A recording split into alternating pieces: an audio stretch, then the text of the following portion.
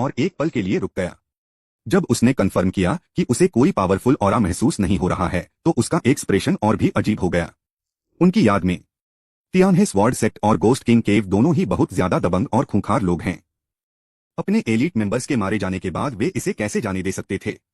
यहाँ कुछ गड़बड़ है, जरूर कुछ गड़बड़ है जिसके बारे में किसी को पता नहीं है। झाओ फेंग का दिमाग तेजी से चल रहा था, उसकी नजर तेजी से आसपास घूम रही थी, लेकिन वह समझ नहीं पा रहा था कि गोस्ट किंग केव और तियानहे स्वॉर्ड सेक्ट के दूसरे लोग उनका पीछा क्यों छोड़ देंगे। कोई बात नहीं, मैं बिना पीछा किए शांति से रहना पसंद करूंगा। अगर मैं पीछा करने का मिशन खत्म होने तक 7 या 8 दिन यहाँ छिप सकूं तो मेरे पास और भी ज्यादा समय होगा। झाओ फेंग 2 दिन तक जंगल में रहा। 10,000 भूतों के लिए 10 दिन का शिकार ऑर्डर की डेडलाइन खत्म होने में 8 दिन से भी कम समय बचा है। निश्चित रूप से झाओ फेंग को भी पता था कि यह आइडिया थोड़ा बहुत भोलापन था। सबसे जरूरी काम अपनी ताकत बढ़ाना है।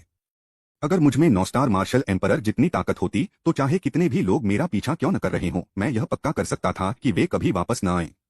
मैं अब ऐसा क्यों होऊंगा, डरा हुआ और एक आवारा कुत्ते जैसा। झाओ फेंग की आंखों में एक ठंडी चमक आ गई जब उसके पीछा करने वालों की तस्वीरें एक एक करके उसके दिमाग में आने लगीं। बस तुम इंतजार करो, जब मैं सच में मार्शल एम्परर बन जाऊंगा तो तुम सब रोओगे। ठंडी हंसी के साथ झाओ फेंग ने हल्के से ग्रिफिन के सिर पर थपथपाया और उसे पहाड़ों में और अंदर उड़ने का आदेश दिया। झाओ फेंग के पहाड़ों की गहराई में जाने का सिर्फ एक ही मकसद था, राक्षसों को मार डालो और लेवल बढ़ाओ। लेकिन आधे दिन के बाद उसे बहुत कम स्पिरिट बीस्ट मिले। इसके अलावा वे सभी बहुत कमजोर थे, तीसरे या चौथे नंबर के आसपास। झाओ फेंग की तो बात ही छोड़िए, शेर, चील और गिद्ध भी उनकी तरफ नहीं देखते थे। यहाँ क्या हो रहा है? स्पिरिट बीस्ट साफ तौर पर बहुत कमजोर हैं, फिर भी वे मुझे एक अजीब सी फीलिंग दे रहे हैं। यह सच में अजीब है। कहाँ जा रहा है? बाकी ट्रिप के दौरान झाओ फेंग ज्यादा सावधान हो गया। अंतिम वह सुरक्षित रूप से एक घाटी में पहुंच गया। घाटी की सतह रंगीन है और नजारा बहुत सुंदर है जो इसे स्वर्ग जैसा एहसास देता है। इसके अलावा इसकी भरपूर आध्यात्मिक ऊर्जा को देखकर झाओ फेंग ने इसे एक धन्य भूमि के रूप में सराहा। वह घाटी की ओर बढ़ा। यह घाटी बहुत शांत और एकांत है, जिसमें कलकल करती हुई नदी एक सुंदर धुन की तरह बह रही है जिसका आत्मा पर शुद्ध करने वाला असर होता है। झाओ फेंग तेज गति से चल रहा था, टहलते हुए उसकी नजर अपने आसपास के खूबसूरत नजारों पर घूम रही थी। मैं खुद को चाहत महसूस किए बिना नहीं रह सका। वह नदी के किनारे एक पत्थर पर पालथी मारकर बैठ गया, जबकि पग, जो धुंध के जानवर से बदल गया था, झाओ फेंग के पैरों के पास लेटा हुआ था, मानो वह भी इस अनोखी शांति का आनंद ले रहा हो। पुकारना। तभी एक हल्की हवा चली।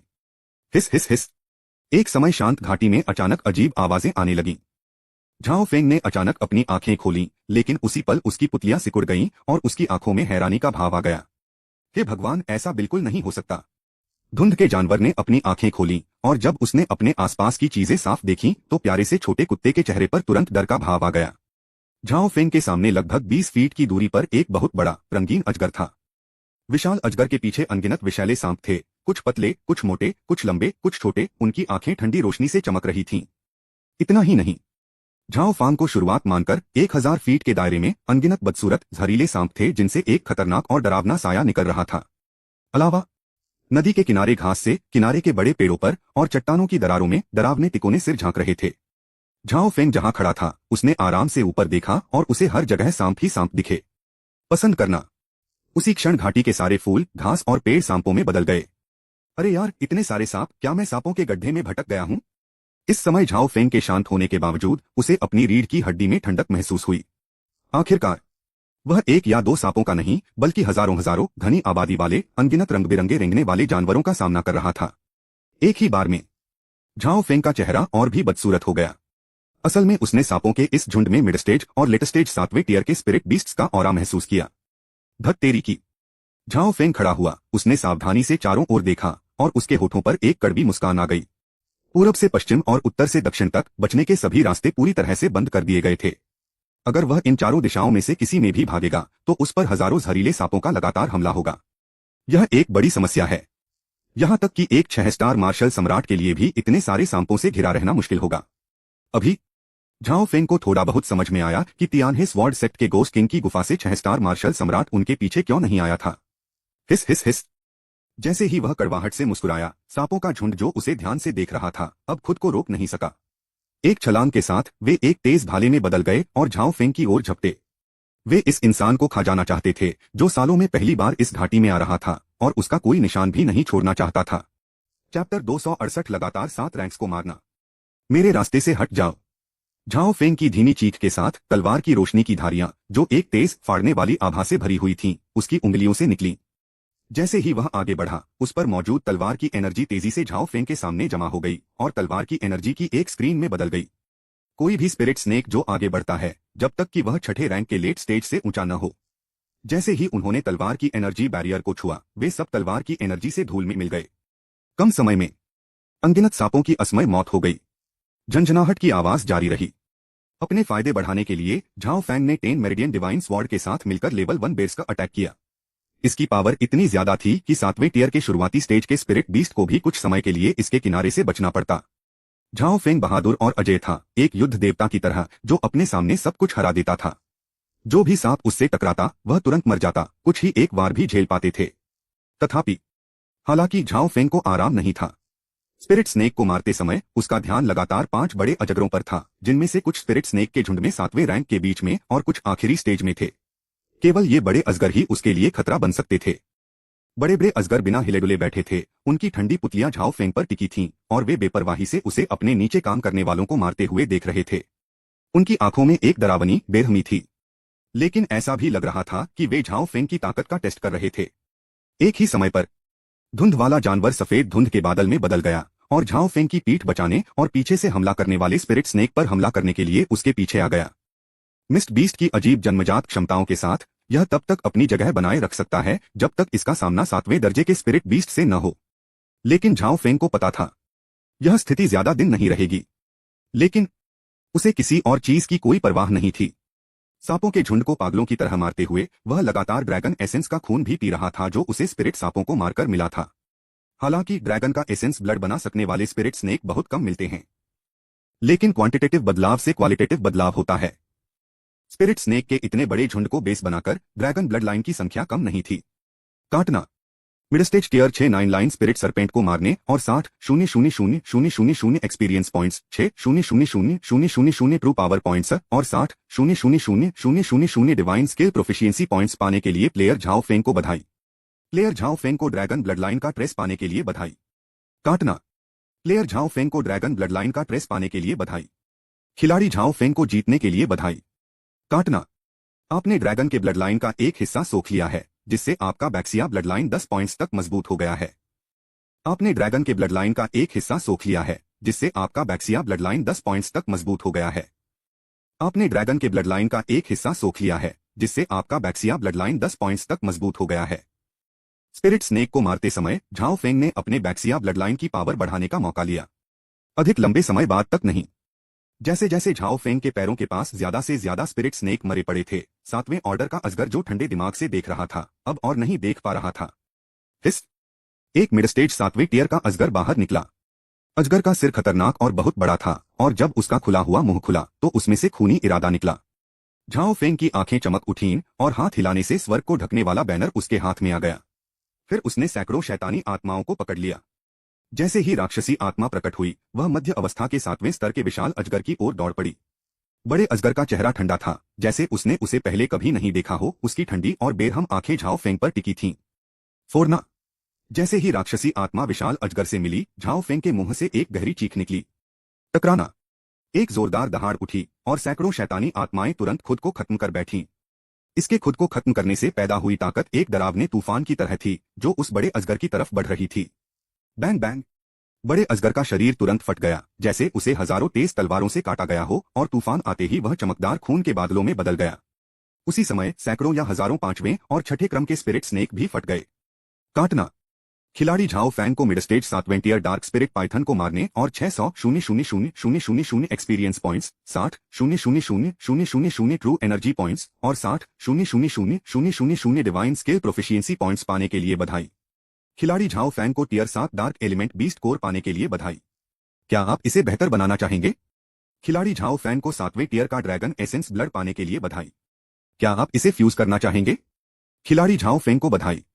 अपने पास मिले ड्रैगन एसेंस ब्लड की मात्रा देखकर झाओ फेंग खुशी से झूम उठा। वे शैतानी आत्माएं बेकार नहीं मरी।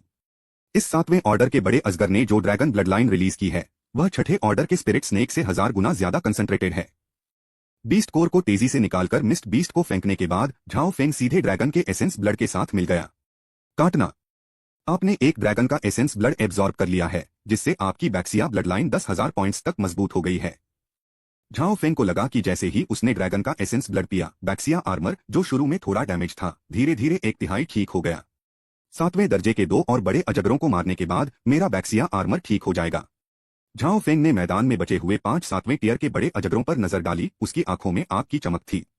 अगर हम यहाँ सभी 7वें टियर के बड़े अजगरों को मार दें तो बैक्सिया ब्लड लाइन परफेक्शन के पहले लेवल तक पहुंच जाएगी। बक्सिया वंश के पहले लेवल को पूरा करने से मिलने वाले अलग अलग फायदों के बारे में सोचकर झाओ फेंग और भी ज्यादा गुस्सा हो गया। दहाड़। जैसे ही 7वें टियर का बड़ा अजगर मारा गया, बाकी 5 7वें टियर के बड़े अजगरों ने डरावनी दहाड़े लगाईं, जो ड्रैगन के रोने जैसी थीं। धत तेरे की, वो 2 लेट स्टेज 7वें टियर के बड़े अजगर क्या वे ड्रैगन में बदलने वाले हैं? झाओ फेंग के माथे पर पसीना आ गया। हेवन क्वरिंग बैनर के साथ भी वह 7वें रैंक के आखिरी स्टेज में 2 बड़े अजगरों का सामना करने में बहुत कॉन्फिडेंट नहीं था। आपको जानने की जरूरत है। इसी वजह से मैं अभी उस मिड स्टेज 7वें टियर के बड़े अजगर को एक ही झटके में मार पाया। ऐसा इसलिए है क्योंकि उन सैकड़ों राक्षसी आत्माओं में से कई ऐसी हैं जो 7वें रैंक के आखिरी स्टेज पर हैं। यह बिल्कुल सही है। ऐसा भयानक नतीजा तभी मिल सकता है जब डेविल सोल खुद खत्म हो जाए। हालांकि लेट स्टेज 7वें टियर के जायंट पाइथन का डिफेंस मिड स्टेज 7वें टियर के पाइथन से कहीं बेहतर है। अगर हजारों शैतानी आत्माएं खुद को खत्म भी कर लें तो भी यह उसे मारने के लिए काफी नहीं होगा। हम 2 मिड स्टेज 7वें टियर के बड़े अजगरों को मारने के बाद पीछे हट जाएंगे। झाओ फेंग की आंखें चमक उठीं और उसे एक आइडिया आया। यह इसी समय हुआ। बाकी 3 मिड स्टेज 7वें टियर के बड़े अजगर बाहर आ गए। उनकी आंखों में ठंडे दिमाग से मारने का इरादा था और वे 3 अलग अलग दिशाओं से झाओ फेंग की ओर दौड़े। झाओ फेंग ने एक भौं उठाई। जैसे ही वे उसके कुछ 100 फीट के अंदर पहुंचे, उसने अपने हाथ में स्वर्ग को ढकने वाला बैनर हिलाया और हजारों शैतानी आत्माएं बाहर निकल आईं। पलक झपकते ही राक्षसी आत्मा ने आसमान को काला कर दिया, जिससे पूरा आसमान स्याही जैसा काला हो गया। जैसे ही राक्षसी आत्मा दिखाई दी, 7वीं मंजिल के 3 बड़े अजगर रुक गए। हालांकि वे ज्यादा समझदार नहीं थे, लेकिन उन्होंने अपने साथियों की दुखद मौत साफ देखी थी और जाहिर है कि वे राक्षसी आत्मा के डर को जानते थे। जाने की कोशिश कर रहे हो? बहुत देर हो गई। झाओ फेंग ने ताना मारते हुए अपनी मुट्ठी कसकर भींच ली और चिल्लाया, विस्फोट! बूम! एक तेज आवाज अनगिनत धीमी बिजली कड़कने जैसी घाटी में गूंज उठी। एक ही समय पर राक्षसी आत्मा के खुद को खत्म करने से पैदा हुई भयानक ताकत एक ऐसी मुसीबत की तरह थी जिसे रोका नहीं जा सकता था, और उसने अपने सबसे पास मौजूद 3 मिड स्टेज 7वें ऑर्डर के बड़े अजगरों को, साथ ही उन बड़े अजगरों के पास मौजूद अनगिनत स्पिरिट स्नेक को भी बहा कर ले गई। Bang bang bang! जैसे ही शैतानी आत्मा के खुद को खत्म करने की शॉकवेव फैली, 3 सिर वाला बीच के स्टेज का 7वीं टियर का बड़ा अजगर उसे रोक नहीं पाया। चेहरे पर दर्द के भाव के साथ वह जोर जोर से लड़ने लगा, इससे पहले कि उसका शरीर अचानक फट जाए और खून की फुहारों में बदल जाए। एक ही समय पर काटना। अध्याय 269 संकट। काटना। खिलाड़ी झाओ फैंग को 3 मिड स्टेज 7वें टियर डार्क स्पिरिट पाइथन को मारने और 1-800-000-000 experience points, 180-000-000 true power points और 180-000-000 डिवाइन स्किल प्रोफिशिएंसी पॉइंट्स पाने के लिए बधाई। खिलाड़ी झाओ फैंग को 3 टियर 7 डार्क बीस्ट कोर पाने के लिए बधाई। क्या आप उन्हें बेहतर बनाना चाहेंगे? खिलाड़ी झाओ फैंग को 3x tier 7 dragon essence blood पाने के लिए बधाई। क्या आप उन्हें फ्यूज करना चाहेंगे? झाओ फेंग ने बिना किसी हिचकिचाहट के स्वाभाविक रूप से सार रक्त को निगल लिया। ड्रैगन के खून की 3 धाराएं पी जाने के बाद झाओ फेंग का बक्सिया ब्लड लाइन अपने पीक पर पहुंच गया। एक विचार के साथ बैक्सिया कवच ठोस हो गया और उसके ऊपरी शरीर को पूरी तरह से ढक लिया। यहां तक कि पैर के कवच का एक टुकड़ा भी दिखाई दिया। झाओ फेंग खुशी से झूम उठा, बैक्सिया आर्मर आखिरकार ठीक हो गया। अब अगर कोई 4 स्टार मार्शल एम्परर भी कोई चाल चले तो मुझे डर नहीं लगेगा। हाँ। जैसे ही झाओ फेंग हंसा, बाकी 2 लेट स्टेज 7वें टियर के बड़े अजगर अचानक बाहर निकल आए। समुद्र से निकले ड्रैगन की ताकत के साथ वह पलक झपकते ही 100 फीट से ज्यादा तेजी से झाओ फेंग के पास पहुंच गया। यह दृश्य देखकर झाओ फेंग तुरंत चौंक गया। वह इन 2 बड़े अजगरों से बहुत सावधान था। आखिरकार यह एक लेट स्टेज 7वें टियर स्पिरिट बीस्ट था, इसलिए इसे मारना उसके लिए काफी परेशानी भरा होगा। पीछे हटना! झाओ फेंग ने जोर से चिल्लाया, लेकिन उनसे उलझा नहीं। जैसे ही वे पीछे हटे, स्वर्ग को ढकने वाले बैनर के एक झटके से हजारों शैतानी आत्माएं बाहर निकलीं, आसमान को धुंधला कर दिया और एक पल में फट गईं। लेकिन यह खुद को खत्म करके 3 मिड स्टेज 7वें टियर के डेमन सोल्स को मार सकता था, फिर भी यह लेट स्टेज 7वें टियर के बड़े अजगर के डिफेंस को भी नहीं तोड़ सका। इससे उनका अटैक थोड़ा धीमा हो गया। झाओ फेंग ने मन ही मन गाली दी, उसके चेहरे पर मुझे पता था वाला भाव था। वह तेजी से पीछे हटते हुए घाटी से बाहर निकलने की तरफ भागा। अब उसके चारों ओर मौजूद स्पिरिट स्नेक के झुंड को या तो अभी अभी फटी हुई डेविल सोल ने कुचल दिया था या 10 मेरिडियन डिवाइन स्वॉर्ड की तलवार की एनर्जी ने गला घोंट दिया था। उनमें से कुछ ही उसके सामने खड़े थे। झाओ फेंग ने धुंध के जानवर को पकड़ लिया और अविश्वसनीय गति से आगे बढ़ गया। पलक झपकते ही वे घाटी से भागने वाले थे। उसके पीछे बड़े अजगर ने डरावनी चीख मारी। तुरंत स्पिरिट स्नेक पागल हो गए, उनकी लाल आंखें चमक रही थीं और वे पागलों की तरह झाओ फेंग का पीछा कर रहे थे। इतना ही नहीं बल्कि घाटी के एंट्री गेट पर बड़ी संख्या में सांप जैसे स्पिरिट बीस्ट भी दिखाई दिए। कम समय में झाओ फेंग की हरकतों में रुकावट आ गई। बस 1 या 2 सांस के बाद झाओ फेंग को अपने पीछे से एक तेज हवा आती हुई महसूस हुई। इस भयानक हवा में जानलेवा इरादा और ऐसी बदबू थी कि घिन से आंखें पीछे मुड़ जाती थीं। धक तेरे की, इस बदबू ने तो मुझे लगभग मार ही डाला। झाओ फेंग को गुस्सा आ रहा था। उसने सोने का मास्क निकाला, उसे अपने चेहरे पर लगाया और तभी उसे लगा कि उसकी सांस लेना बहुत आसान हो गया है। ठीक इसी समय 2 बड़े अजगर एक साथ पास आए। उनकी चाबुक जैसी पूंछ जमीन पर 2 पहाड़ों की तरह लहरा रही थी और झाओ फेंग की तरफ बढ़ रही थी। झाओ फेंग का चेहरा गंभीर हो गया। किंगफेंग रिंग पर रोशनी की एक चमक दिखाई दी और रोशनी की 2 धाराएं झाओ फेंग की हथेली में बह गईं, जो एक शानदार लंबी तलवार और एक सुनहरे चाबुक में बदल गईं। ये 2 आइटम हेवन रैंक के हथियार हैं जो झाओ फेंग ने शहर की रक्षा लड़ाई पूरी करने के बाद हासिल किए थे, मायरियड फीनिक्स तलवार और कुंजी भिप। झाओ फेंग ने अपने बाएं हाथ में तलवार और दाएं हाथ में चाबुक पकड़ रखा था और एक ही समय में 2 बड़े अजगरों पर हमला कर रहा था। जैसे ही तेज एनर्जी निकली, 2 टियर 2 हथियार 2 बड़े अजगरों की ओर तेजी से बढ़े। इस समय तलवार की धार और चाबुक की परछाई बहुत ज्यादा उस्तरे जैसी तेज थी, जिससे बड़े अजगर का कवच आसानी से फट गया, जो ड्रैगन के स्केल्स जैसा दिख रहा था, और उसके बड़े शरीर पर भयानक घाव हो गए। विशाल अजगर दर्द से चिल्लाया, उसकी आंखें और भी ज्यादा गुस्से से चमक रही थीं। जैसे ही वह दहाड़ा, उसने मायरियड फीनिक्स स्वॉर्ड और कुंजी भिप के हमलों को झेला। जब उसकी बड़ी पूंछ आगे बढ़ी तो वह एक पहाड़ की तरह झाओ फेंग पर एक बार फिर टूटकर गिर पड़ी। इस समय झाओ फेंग के पास बचने के लिए अतिरिक्त ताकत नहीं थी। एक जोरदार धमाके के साथ पहाड़ों जितनी भारी 2 बड़ी पूंछें झाओ फेंग की छाती से टकरा गईं। एक पल में बहुत ज्यादा दर्द हुआ। झाओ फेंग को तो ऐसा भी लगा जैसे उसके अंदरूनी अंग टूटने वाले हैं और उसके मुंह से खून बह रहा है। उसका शरीर तेजी से पीछे हट गया। उसने जो बैक्सिया कवच पहना था उसमें एक दरार आ गई। इस हमले के कारण झाओ फेंग का ऑरा भी तेजी से कम हो गया। झाओ फेंग ने दांत पीस लिए और बिना कुछ कहे बैकलैश का फायदा उठाते हुए वहां से चला गया। दोनों बड़े अजगर बार बार दहाड़ रहे थे, वे जाने को तैयार नहीं थे, लेकिन किसी अनजान कारण से वे घाटी छोड़ने की हिम्मत नहीं कर पाए। दर्जनों मील भागने के बाद झाओ फेंग आखिरकार रुक गया। उसका चेहरा बहुत पीला पड़ गया था और उसका खून का वॉल्यूम 10वें हिस्से से भी कम हो गया था। उसने जल्दी से 2 हाई ग्रेड पीली रैंक वाली हीलिंग पिल्स निगल ली। अपनी हेल्थ में लगातार सुधार देखकर उसने एक पल के लिए पीछे मुड़कर देखा। यह देखकर कि 2 बड़े अजगर उसका पीछा नहीं कर रहे थे, उसने राहत की सांस ली। लेकिन अभी उस डरावने सीन को याद करके उसे अपनी रीढ़ की हड्डी में ठंडक महसूस हुई। जैसा कि एक लेट स्टेज 7वें टियर के स्पिरिट बीस्ट से उम्मीद थी, यह बहुत ज्यादा ताकतवर है। अगर बैक्सिया आर्मर नहीं होता तो मैं उस हमले से बहुत पहले ही मर गया होता। बोलते हुए झाओ फेंग ने अपनी छाती पर बक्सिया आर्मर को छुआ और राहत महसूस की। यहाँ क्या हो रहा है? स्पिरिट बीस्ट पहाड़ों में नहीं हैं, बल्कि वे सब एक खास जगह पर जमा हैं, जैसे उन्हें कैद कर लिया गया हो। यह सच में अजीब है। झाओ फेंग ने भौहें चढ़ाई। यह जगह बहुत खतरनाक है, खासकर जो कुछ अभी हुआ उसके बाद वह पीछे हटना चाहता है। लेकिन जब उसने हेवनली रिवर स्वॉर्ड सेक्ट और गोस्ट किंग केव के मार्शल एम्परर लेवल के एक्सपर्ट्स के बारे में सोचा जो एंट्रेंस पर उसका इंतजार कर रहे थे, तो इस जगह को छोड़ने की उसकी इच्छा काफी कम हो गई। उनकी तुलना में हालांकि यह जगह खतरनाक है, फिर भी कम से कम उम्मीद की एक किरण अभी भी है। उदाहरण के लिए अभी बड़ा अजगर आइलैंड पर फंसा हुआ था, इसलिए उसने उनका पीछा नहीं किया, नहीं तो वह जरूर मर जाएगा। आखिरकार बैक्सिया आर्मर भी अजेय नहीं है। एक पेड़ का खोखला हिस्सा मिलने के बाद झाओ फेंग 2 दिन तक अंदर ही रहा और पूरी तरह से अपनी ताकत वापस पा ली। बहुत लंबे समय तक बंद रहने के बाद उसने एक बार फिर इस अजीब पहाड़ की रेंज को एक्सप्लोर करना शुरू कर दिया। स्नेक वैली का अनुभव किया। झाओ फेंग बहुत ज्यादा सावधान हो गया। इसी सावधानी और समझदारी की वजह से वह अगले कुछ दिनों तक बिना किसी बड़ी घटना के खोजबीन कर पाए। उदाहरण के लिए, हर बार जब वह किसी घाटी में घुसने का फैसला करता तो वह हमला करने के लिए एक टियर 5 बैटल पेट भेजता। इसका इस्तेमाल घाटी की असली पहचान को परखने के लिए करें। जैसे ही घाटी में कोई ताकतवर स्पिरिट बीस्ट नहीं होता, वह अंदर घुसकर तबाही मचा देता। यदि ऐसा है तो तुरंत पीछे हट जाओ। ऐसा करने से झाओ फेंग को बहुत अनुभव मिला। इससे उन्हें पहाड़ों की रेंज की भी साफ समझ मिली। इस दिन वह एक झील के किनारे पहुंचा। उसकी नजर झील के बीच में बने छोटे से टापू पर टिकी थी। उसकी आंखों में रोशनी की एक चमक थी। बस अब पास की एक पहाड़ी चोटी से नीचे देखने पर उसे एक छोटा सा द्वीप दिखाई दिया।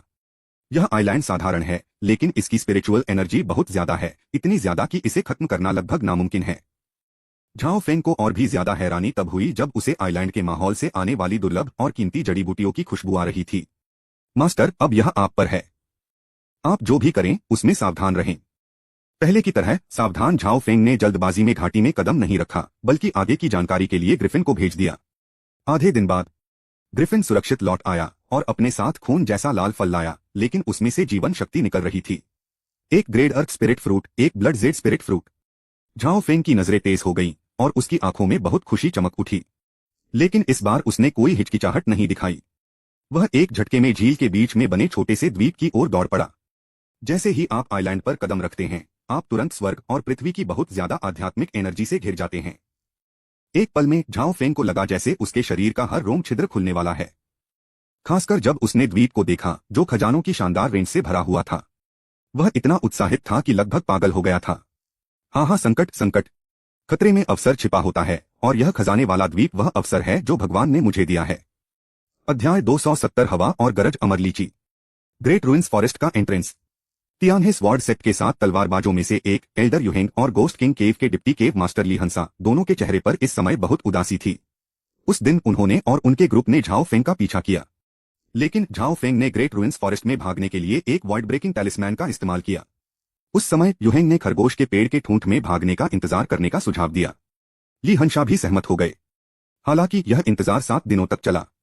झाओ फेंग की तो बात ही छोड़िए, उन्हें तो कोई भूत भी नहीं दिखा। उन्होंने पूरे 7 दिन ग्रेट रुइंस फॉरेस्ट के एंट्रेंस पर उत्तर पश्चिमी हवा झेलते हुए बिताए। उनके जैसे योद्धा सम्राट के लिए एक योद्धा को मारने के लिए 7 दिनों तक ग्रेट रुइंस फॉरेस्ट की रखवाली करना, अगर यह बात फैल गई तो उन छहों की बहुत बेइज्जती होगी। नहीं, हम अब और इंतजार नहीं कर सकते। एल्डर युहेंग ने त्योरियां चढ़ाई, आगे बढ़े और पूछा, ओल्ड गोस्ट ली, क्या वह बच्चा अभी भी जिंदा है? ली हानशा ने स्वर्गीय खजाने गोस्ट मून यिन स्पिरिट मिरर को बाहर निकाला और देखा कि उस पर लाल लाइन अभी भी थी, जो आगे की ओर इशारा कर रही थी, और उसकी जगह ग्रेट रुइंस फॉरेस्ट थी। यह देखकर एल्डर युहेंग का चेहरा और भी उदास हो गया। यह बच्चा सच में बहुत अजीब है। वह इतने लंबे समय तक ग्रेट रुइंस फॉरेस्ट में रह पाया। अगर हम इंतजार करते रहे तो एक बार उस पर लगा 10 दिन का शिकार आदेश खत्म हो जाने के बाद हमारे लिए उसे फिर से ढूंढना इतना आसान नहीं होगा। हम क्या यह सब इसलिए नहीं है क्योंकि तुमने खरगोश के पेड़ के ठूंठ में भागने का इंतजार करने का सुझाव दिया था? आखिर में खरगोश ने बाहर आने से मना कर दिया और इसका उल्टा किया, जिससे उसे जिंदा रहने के लिए 7 दिन मिल गए। इस बीच तुम और मैं 6 स्टार मार्शल एम्परर्स 7 दिनों से यहाँ बेवकूफों की तरह इंतजार कर रहे हैं। अगर यह बात बाहर निकल गई तो तुम मेरी इज्जत खराब कर दोगे। ली हानशा ने युहेंग को बहुत ही बुरे अंदाज में देखा।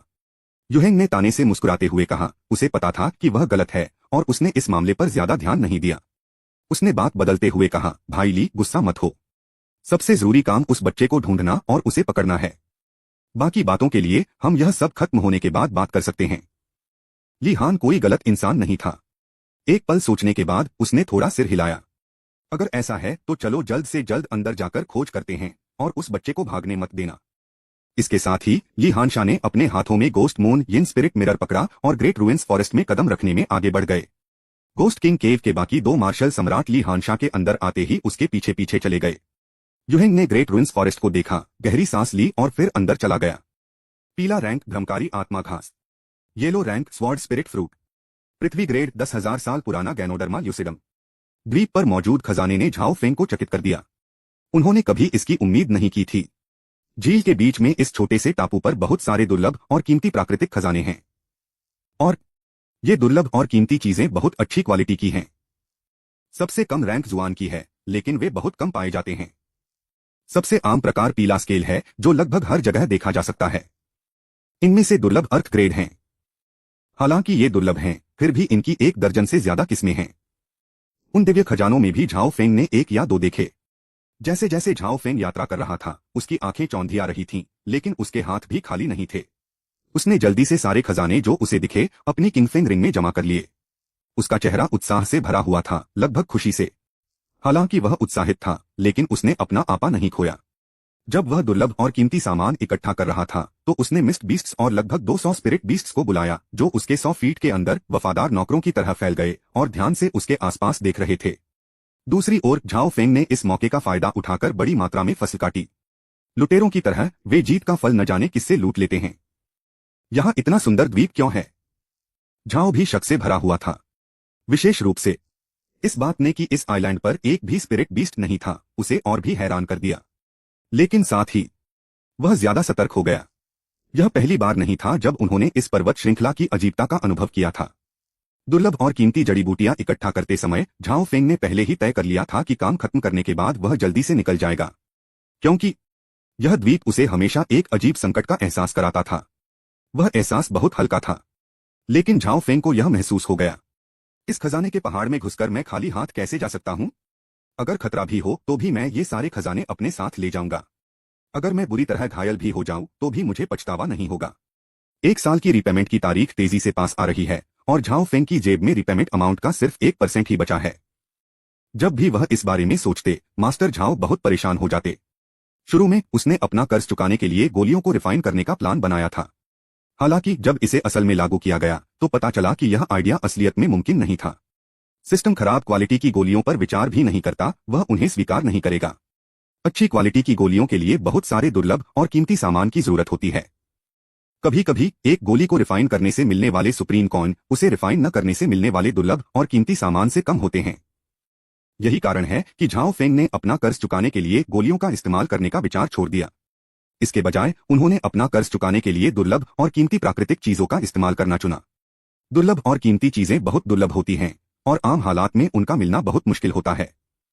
हालांकि वह परेशान था, लेकिन वह बेबस था क्योंकि वह खजाना नहीं ढूंढ पा रहा था या उसे सुप्रीम कॉइन से बदल नहीं पा रहा था। इसलिए जब मैंने यह खूबसूरत आइलैंड देखा तो मेरा रिएक्शन बहुत एक्साइटेड था, क्योंकि वह इस द्वीप को कर्ज चुकाने के मौके के तौर पर देखने लगा है। अगर हम इस आइलैंड के सारे खजाने ले सकें, भले ही वह 100 मिलियन सुप्रीम कॉइन तक न पहुंचे तो भी यह ज्यादा दूर नहीं होगा। इसी विचार ने झाओ फेंग को यह जोखिम उठाने के लिए प्रेरित किया। यह आइलैंड भले ही बड़ा न दिखे, लेकिन यह पौधों से ढका हुआ है जिसमें हर तरह के रेयर फल, जड़ी बूटियां और लिंग्जी मशरूम शामिल हैं। झाओ फेंग ने आधे दिन तक तोड़ा, उसके हाथ सुन्न हो गए थे, लेकिन उसने उनमें से सिर्फ आधा ही तोड़ा था। अरे यार, अब मुझे पता चला कि हाथ में ऐंठन होने तक पैसे गिनना कैसा होता है। कहाँ जा रहा है? लेकिन झाओ फेंग और भी ज्यादा उत्साहित था। कोई भी कभी नहीं सोचता कि उसके पास बहुत ज्यादा खजाने हैं, और झाओ फेंग भी इससे अलग नहीं था। जब वे लूट का माल इकट्ठा कर रहे थे, झाओ फेंग पहले से ही झील में छोटे से द्वीप के बीच के पास था। बहुत दूर से वह झील में छोटे से द्वीप के बीच में एक बहुत बड़ा पुराना पेड़ देख सकता था, जिसके पूरे शरीर से बिजली चमक रही थी। पेड़ बहुत लंबा और सीधा था और उसकी डालियों के चारों ओर चमकती बिजली बहुत ज्यादा और नुकसान पहुंचाने वाली एनर्जी से भरी हुई थी। पेड़ की टहनी पर कम घनी पत्तियों के बीच क्रिस्टल जेम जैसी चीजों की एक लाइन थी जो धूप में चमक रही थी। झाओ फेंग ने आंखें सिकोड़कर साफ साफ देखने की कोशिश की कि क्रिस्टल जेमस्टोन क्या है। वह उसे बहुत देर तक देखता रहा, और हालांकि वह बता सकता था कि क्रिस्टल के रत्न लीची जैसे दिखने वाले फल थे, फिर भी वह उनका नाम नहीं बता सका। झाओ फेंग यह देखकर इतना शर्मिंदा हुआ कि उसे लगभग कैंसर हो गया। धत्तेरे की असल में वो क्या था, मुझे तो बिल्कुल याद नहीं। झाओ फेंग अब अपनी नासमझी से थोड़ा परेशान था। मैं इस खजाने को वेरीफाई करने के लिए सिस्टम का इस्तेमाल करने वाला हूं। लेकिन तभी उसके कानों में खुशी की एक जबरदस्त लहर दौड़ गई। यह तो टॉप ग्रेड हेवनली ट्रेजर है, विंड एंड थंडर इमोर्टल लीची। यह सुनकर झाओ चौंक गया। जैसे ही वह अचानक मुड़ा, उसने अपने पीछे 100 फीट की दूरी पर 6 और लोगों को देखा। ये तियानहे स्वॉर्ड सेक्ट और गोस्ट किंग केव के 6 मार्शल एम्परर लेवल के एक्सपर्ट थे। चैप्टर 271 गोल्डन बिग बॉस की जबरदस्त शुरुआत। हाँ, तुम छोटे बदमाश, तुम सच में हमारे लकी स्टार हो। मैंने कभी सोचा भी नहीं था कि दुनिया में ऐसा खजाना सच में मौजूद है। यह स्वर्ग का आशीर्वाद है। जब ली हानशा और यूहेंग ने बिजली की शक्ति से घिरे हुए ऊंचे पुराने पेड़ को देखा तो उनकी आंखें बेकाबू खुशी से भर गईं। एक टॉप ग्रेड हेवनली रैंक का खजाना। झाओ फेंग भी चौंक गया, लेकिन फिर उसकी भौहें तन गईं। धत्तेरे की, मैं इतने समय से बिजी था और मुझे बस इन बूढ़े लोगों के लिए गाइड बनना था। झाओ के दिल में निराशा और नाराजगी बढ़ने लगी, लेकिन खाली नजरों से देखने के अलावा उसके पास कोई और ऑप्शन नहीं था। उनसे पहले के 6 मार्शल सम्राटों में से किसी का भी वह सामना नहीं कर सकते थे। अगर वे छहों मिलकर काम करें तो वे उसे एक पल में जरूर मार सकते हैं। क्रिस्टल जेम की तरह चमकते विंड एंड थंडर इमोर्टल लीची को देखकर और फिर उदास चेहरों और ठंडे बर्फीले एक्सप्रेशन वाले ली हानशा और दूसरों को देखकर झाओ फेंग ने बिना झिझक के भागने की कोशिश की। फेंगलेई फेरी लीची सचमुच कीमती है। सबसे ऊंचे ग्रेड का हेवनली रैंक आइटम दिव्य वस्तु बनने से बस एक कदम दूर है। एक मार्शल सम्राट तो छोड़िए, एक मार्शल संत भी इसे देखकर पागल हो जाएगा। लेकिन खजाना कितना भी कीमती क्यों न हो, वह जीवन की तुलना में कुछ भी नहीं है। तुम दोनों जाओ और उस बच्चे का ख्याल रखो। ली हानशा ने अपने 2-4 स्टार मार्शल सम्राटों को देखा। दोनों आदमियों ने फेंग लेई जियानली की तरफ देखा। उनकी आंखों में गुस्सा था, लेकिन उनमें ली हानशा का ऑर्डर न मानने की हिम्मत नहीं थी। एक तेज चीख के साथ वे धुएं के 2 गुबार में बदल गए और झाओ फेंग का पीछा किया। जाओ और उनकी मदद करो। युहेंग ने भी यही निर्देश दिया। हालांकि दोनों आदमी भी तैयार नहीं लग रहे थे, फिर भी वे बाहर निकल गए। पलक झपकते ही हवा और बिजली के अमर लीची पेड़ के नीचे केवल ली हानशा और युहेंग ही बचे थे। जैसे ही उनकी नजरें मिली, दोनों के मन में जान से मारने का खतरनाक इरादा जाग गया, लेकिन वह बिना किसी निशान के गायब हो गया। दुर्लभ खजाने उन्हीं के होते हैं जिनकी किस्मत में वे होते हैं। यह बात कि आप और मैं इस खजाने को देख सकते हैं, इसका मतलब है कि यह हमारी किस्मत में है। ऐसे में हम अपनी काबिलियत के आधार पर इसके लिए मुकाबला क्यों न करें? युहेंग ने कहा। इसे ऐसा होना चाहिए। ली हंशा ने उदास होकर मुस्कुराया और सिर हिलाया। वास्तव में दोनों के मन में एक दूसरे को मारकर खजाना अपने लिए हड़पने की इच्छा थी। आखिरकार एक टॉप ग्रेड हेवनली रैंक का खजाना बहुत दुर्लभ है, न केवल वॉइड रियल में बल्कि मार्शल रेल में भी। इसके अलावा विंड एंड थंडर इमोर्टल लीची में हवा और थंडर दोनों के गुण होते हैं और इसमें स्पिरिचुअल एनर्जी की भरमार समझ से परे है। चाहे इसे सीधे निगल लिया जाए या गोली के रूप में रिफाइंड किया जाए, इसका असर बहुत ही कमाल का होता है। निश्चित रूप से इस आइटम की सबसे जरूरी बात इसमें मौजूद हवा और बिजली के नियम हैं। यह कानून ताकतवर मार्शल सम्राटों को खुद को समझने, अपने दांव को छोटा करने और इस तरह ऊपर उठने और संत बनने की ओर एक कदम बढ़ाने में मदद कर सकता है। आप कह सकते हैं कि यह आइटम एक पीक मार्शल एम्परर की फिजिकल ताकत के लिए लगभग जानलेवा है। उनमें से किसी को भी भरोसा नहीं था कि वे एक दूसरे को पकड़ सकते हैं। एक बार जब वे भिड़ गए तो 6 स्टार मार्शल सम्राट के उतार चढ़ाव का असर फेंग लेई जियानली पर जरूर पड़ेगा। अगर इसके नतीजे में फेंग लेई जियानली को नुकसान होता तो यह उनके लिए मारे जाने से भी ज्यादा बुरा होता। इसलिए वे दोनों एक दूसरे के साथ चुपचाप समझने का एक दुर्लभ छोटा सा पल बनाने में कामयाब रहे। इसका मतलब है कि हम पहले खजाना जब्त करेंगे और बाकी का बाद में निपटारा करेंगे। निश्चित रूप से ऐसा इसलिए है क्योंकि उनके पास आपस में बराबर बांटने के लिए काफी फेंगलेई फेरी लीची हैं, नहीं तो नतीजा बिल्कुल अलग होता। जब वे एक मौन समझौते पर पहुंच गए, बिना एक और शब्द कहे दोनों ने अपने खजाने निकाले और हाथ की मुहरों की एक सीरीज बनाने के बाद सच्ची एनर्जी वाला एक शक्तिशाली हाथ बनाया जो फेंग लेई जियानली को पकड़ने के लिए आगे बढ़ा। झील के बीच में छोटे से द्वीप का दूसरा किनारा। धत तेरे की, मैंने तुम्हें सारा खजाना दे दिया और तुम अभी भी पागल कुत्तों की तरह उससे चिपके हुए हो। क्या तुम्हें सच में लगता है कि मुझे धमकाना आसान है? झाओ फेंग भागते हुए गाली दे रहा था। उसके कई 100 फीट पीछे 4 मार्शल एम्परर लेवल के एक्सपर्ट लटके हुए थे। अब चारों आदमी झाओ फेंग को बहुत उदास आंखों से देख रहे थे। हर कोई गुस्से से घूर रहा था, जैसे झाओ फेंग ने कुछ ऐसा किया हो जिससे भगवान का गुस्सा भड़क जाए और वे चाहते थे कि वे उसे जिंदा खा जाएं। अरे यार, अगर यह बच्चा न होता तो मुझे भी विंड एंड थंडर इमोर्टल लीची का हिस्सा मिलता। मैं इस बदमाश को मारे बिना अपनी नफरत शांत नहीं कर सकता। उन चारों ने खजाना न मिलने पर अपना गुस्सा झाओ फेंग पर निकाला। वास्तव में वे यह भी जानते थे, झाओ फांग के बिना भी ली हानशा और युहेंग उनके साथ अमर लीची शेयर नहीं करते थे और उन्हें भेजने के लिए दूसरे बहाने बनाते थे। लेकिन उन सभी के मन में इस बात को लेकर गहरा गुस्सा था। झाओ फेंग की किस्मत खराब थी, वह बस गोलीबारी की लाइन में आ गया। झाओ फेंग की आंखें बर्फ जैसी ठंडी थीं। जब उसने 10,000 भूतों के लिए 10 दिन के हंट ऑर्डर के मिशन के समय पर नजर डाली, उसकी आंखों में खुशी की एक झलक धीरे से उभर रही थी। चलो चलो, मैं तुम्हें अभी के लिए कुछ देता हूं। जब समय आएगा तो मैं तुम सबको जरूर मार डालूंगा। झाओ फेंग ने जब उपहास किया तो वह धीमा हो गया। उनकी ओरिजिनल स्पीड पर बच निकलना कुछ ही पलों की बात होती, लेकिन अब वह अपने पीछे के 4 मार्शल सम्राटों के बराबर है। उसके अजीब व्यवहार ने तुरंत उसके पीछे खड़े 4 योद्धा सम्राटों का ध्यान खींचा। यह बच्चा आज अजीब हरकतें कर रहा है। इतना धीमा, यह पहले से बिल्कुल अलग है। हम किसे परवाह है? मुझे नहीं लगता कि उसमें हमें धमकी देने की ताकत है। यह सच है, क्योंकि वह मौत को बुला रहा है, इसलिए हम उस पर कोई रहम नहीं करेंगे। ठंडी हंसी के साथ चारों मार्शल सम्राट आगे बढ़े और झाओ फेंग का पीछा करते हुए अपनी स्पीड बढ़ा दी।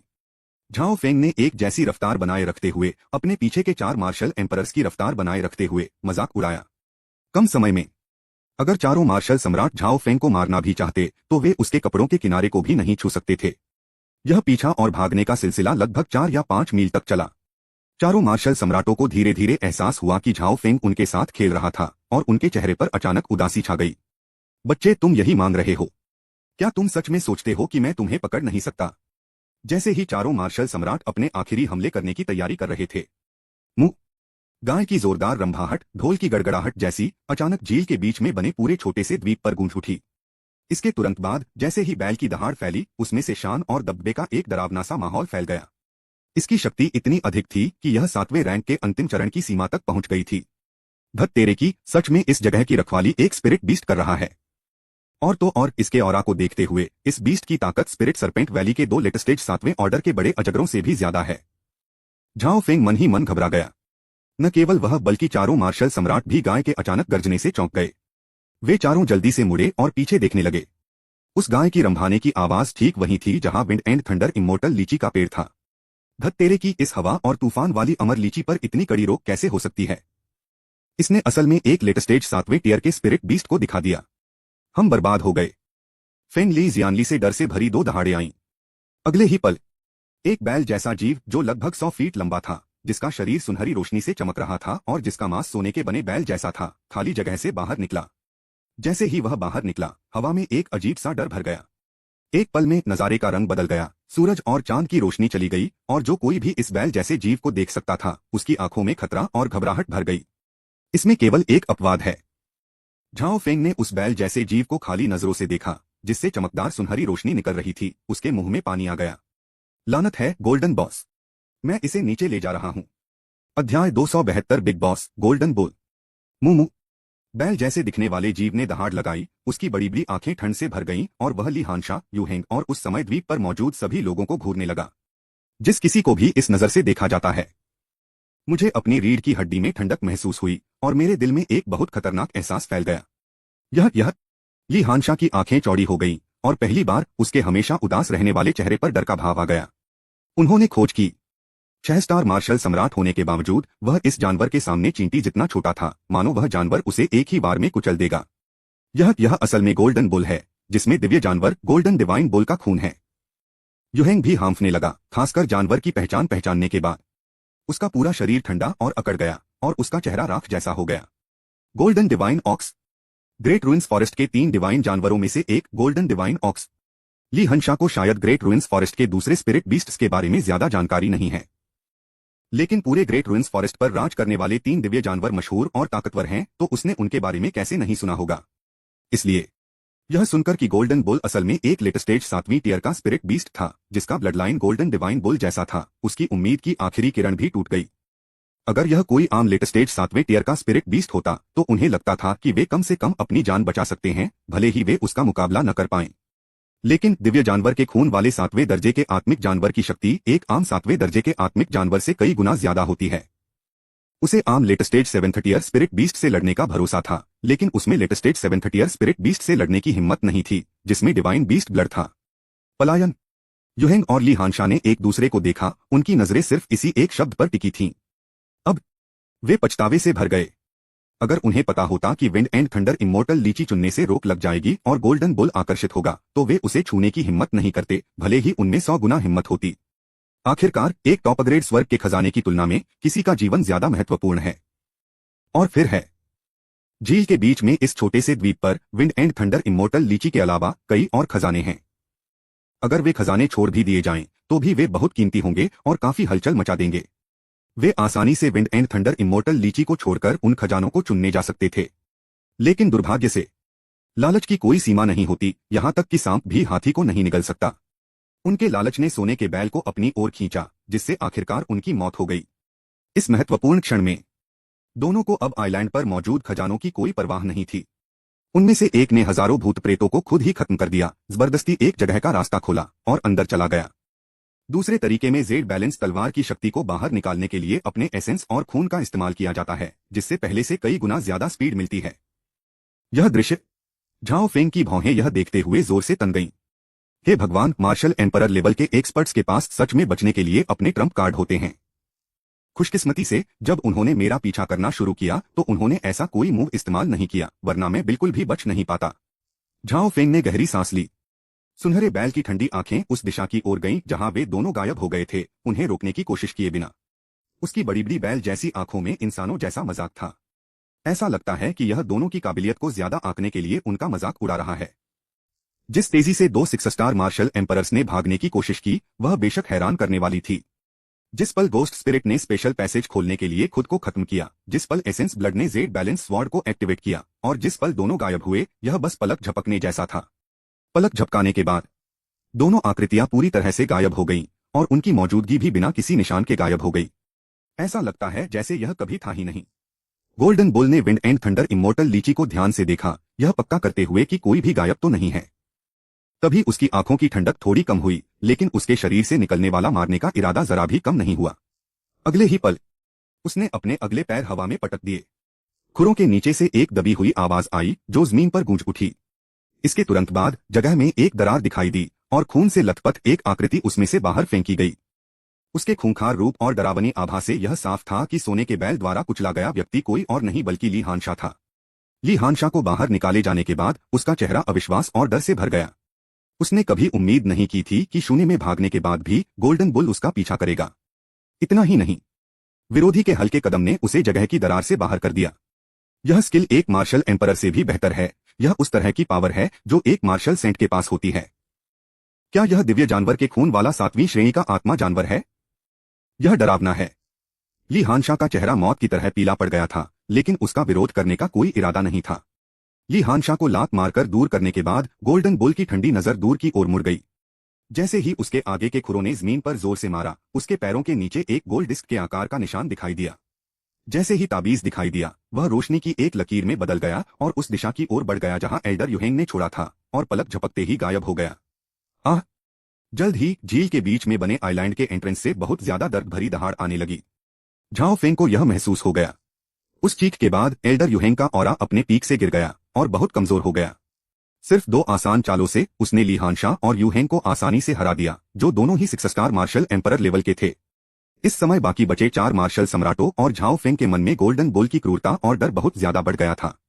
हे भगवान, यह स्पिरिट बीस्ट बहुत खूंखार है। झाओ फेंग ने मुश्किल से निगला। इस समय उसे यह भी एहसास हुआ कि इस जानवर को खत्म करने का उसका लक्ष्य सच में कितना नामुमकिन था। सिर्फ वह ही नहीं, चारों मार्शल सम्राट भी पीले पड़ गए थे। उन पर खून का कोई निशान नहीं था। उन्होंने बहुत पहले ग्रेट रुइंस फॉरेस्ट के डर के बारे में सुना था, लेकिन ग्रेट रुइंस फॉरेस्ट में उनकी एंट्री बहुत आसानी से हो गई और रास्ते में उन्हें एक भी हाई लेवल स्पिरिट बीस्ट नहीं मिला, खासकर जब आप इस द्वीप पर आते हैं। झील के बीच में बने आइलैंड पर बहुत सारा खजाना होने की वजह से उनकी सावधानी और कम हो गई। तब तक वे ग्रेट रुइंस फॉरेस्ट का डर पूरी तरह भूल चुके थे।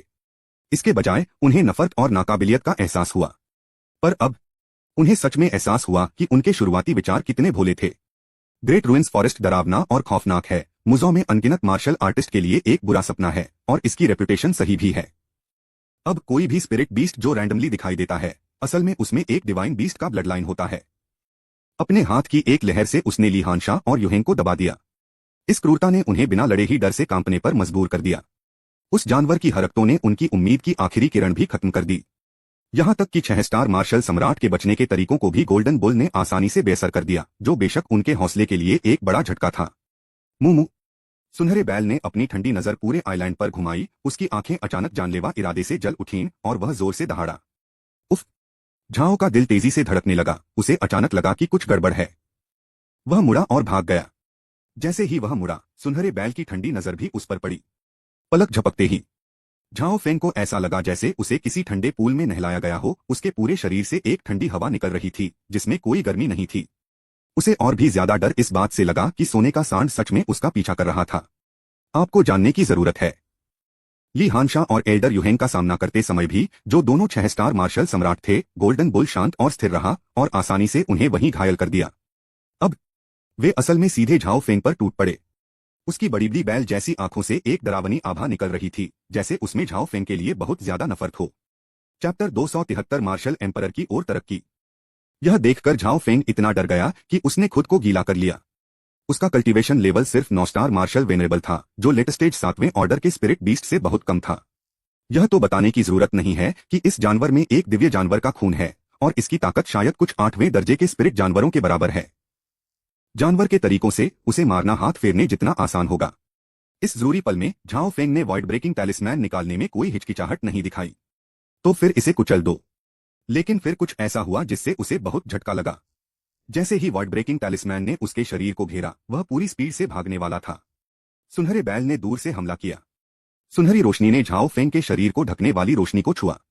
पलक झपकते ही सुनहरी रोशनी ने झाओ फेंग के शरीर को ढकने वाली रोशनी को कुचल दिया और बाकी सेना ने झाओ फेंग की पीठ पर बमबारी जारी रखी। एक धमाके के साथ झाओ फेंग तोप के गोले की तरह बाहर आ गया। जब इसे उड़ाया गया तब भी चटकने की आवाजें आ रही थीं।